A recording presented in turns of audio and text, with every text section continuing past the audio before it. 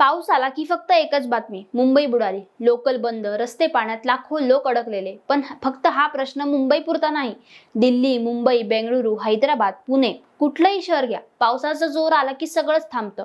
प्रश्न असा आहे की भारतातल्या महानगरांना दरवर्षी हे रिपीट का होतं?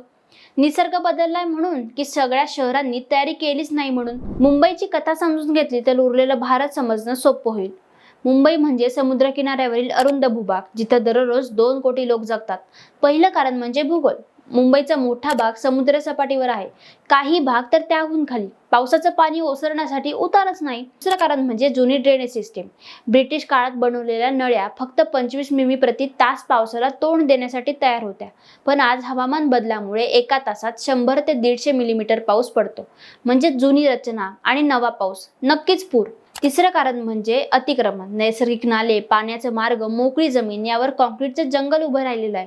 उदाहरणच घ्या ना, मिठी नदी. आधी ती पावसाचं पाणी समुद्रात घेऊन जायची, आता तीच पात्र गाळाने भरलेलं आहे. बाजूला झोपडपट्ट्या आणि इमारती, पाणी जाईल कुठे? चौथं कारण म्हणजे पॉप्युलेशन प्रेशर.